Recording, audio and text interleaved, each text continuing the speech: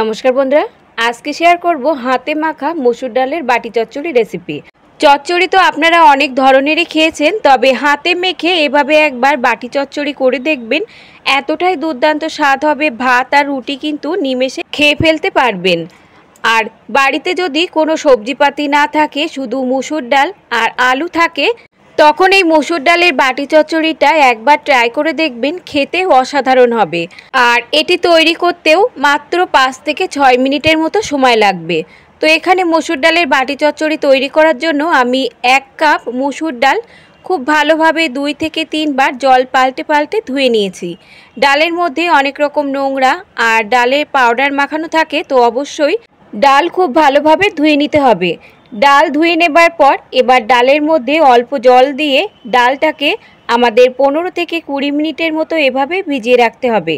তো ডাল এখানে ভেজানো থাকুক, আর এই রান্নার জন্য অন্যান্য উপকরণ ততক্ষণে আমরা রেডি করে নেব। এখানে নিচ্ছি আমি 2টো মিডিয়াম সাইজের আলু। আর আলু যদি আপনাদের বড় সাইজের হয়, সেক্ষেত্রে আপনারা এখানে একটা আলু ব্যবহার করতে পারেন। এখন আমরা আলু ভাজার জন্য যেরকমভাবে আলু কেটে থাকি, ঠিক সেই রকমভাবেই আলুগুলোকে আমাদের কেটে নিতে হবে। তবে এখানে কিন্তু খুব পাতলা করে নয়, একটু মোটা করে আলুগুলোকে কেটে নিতে হবে।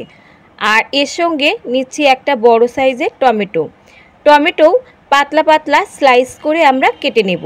বন্ধুরা, এই প্রচণ্ড গরমে যদি বেশিক্ষণ রান্নাঘরে থাকতে ইচ্ছে না করে, তখন ঝটপট এই রেসিপিটি আপনারা তৈরি করে নিতে পারেন। মাত্র 5 থেকে 6 মিনিটের মধ্যে রেডি হয়ে যাবে, আর খেতে এতটাই অসাধারণ হবে যে একবার বানালে কিন্তু আপনারা রোজ রোজ এভাবেই বানাবেন।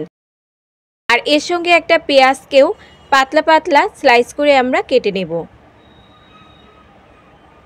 আর এখানে 2টো কাঁচা লঙ্কাকে এভাবে ছোট ছোট টুকরো করে কেটে নিতে হবে।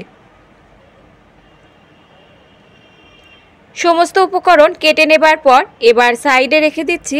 আর এখানে দেখুন যে মসুর ডাল আমরা 15 থেকে 20 মিনিটের মতো ভিজিয়ে রেখেছিলাম, ডাল কিন্তু ভিজে অনেকটাই ফুলে গেছে। এবার এই ডালের জল খুব ভালোভাবে ঝরিয়ে নিয়ে অন্য একটা পাত্রে এবার নিয়ে নিচ্ছি। আর ডালের জল কিন্তু খুব ভালোভাবে ঝরিয়ে নিতে হবে। এরই সঙ্গে বাকি যে উপকরণগুলো, সব উপকরণগুলো আমি যোগ করে দিচ্ছি। কেটে রাখা পেঁয়াজ, টমেটো আর কেটে রাখা আলু, এর সঙ্গে যোগ করে দিচ্ছি কুচিয়ে রাখা কাঁচা লঙ্কা, আর দিচ্ছি এখানে 1 চামচ কোচানো আদা, আর 5 থেকে 6টা কোচানো রসুনের কোয়া। এরই সঙ্গে যোগ করে দিচ্ছি খুব সামান্য পরিমাণ হলুদ গুঁড়ো, আর দিচ্ছি খুব সামান্য ঝাল লঙ্কার গুঁড়ো। মশলা কিন্তু খুব বেশি লাগবে না, খুব সামান্য পরিমাণে মশলা লাগবে। খুব সামান্য পরিমাণ দিলাম জিরে গুঁড়ো, আর 1/2 চামচের কম দিলাম এখানে ধনে গুঁড়ো, আর পরিমাণ মতো লবণ দিচ্ছি, আর 2 চামচ মতো কাঁচা সর্ষের তেল দিয়ে এবার সমস্ত উপকরণ খুব ভালোভাবে হাত দিয়ে মেখে নিতে হবে। ততক্ষণ চটকে চটকে মেখে নিতে হবে যতক্ষণ না পেঁয়াজ আর টমেটোটা খুব ভালোভাবে এখানে নরম হয়ে যায়। বেশ খানিকক্ষণ এভাবে হাতে মেখে নেবার পর দেখবেন পেঁয়াজ আর টমেটো থেকে অনেকটাই জল বেরোবে। এবার এই সমস্ত উপকরণ যে পাত্রে আমি রান্না করব সেই প্যানের মধ্যে ঢেলে নিচ্ছি। আর থালাটা ধুয়ে মাত্র 2 চামচের মতো জল দিচ্ছি।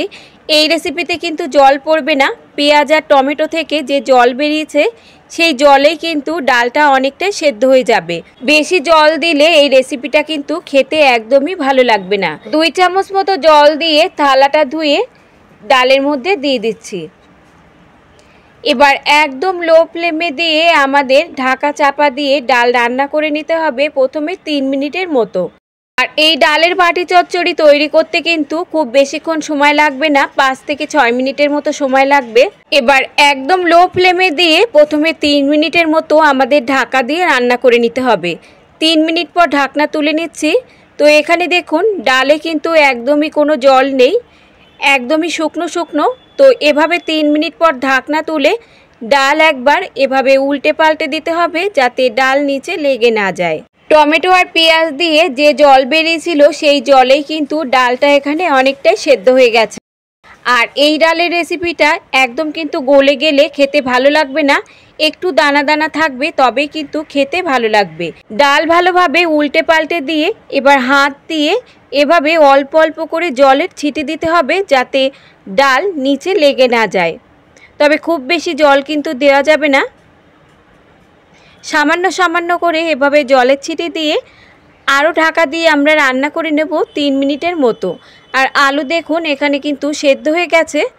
দিয়ে দিচ্ছি কয়েক দানা চিনি। তবে চিনি যদি অপছন্দ হয় সেক্ষেত্রে চিনি আপনারা স্কিপও করতে পারেন। চিনি দিয়ে ডালের সঙ্গে আবারও খুব ভালোভাবে মিশিয়ে নিতে হবে।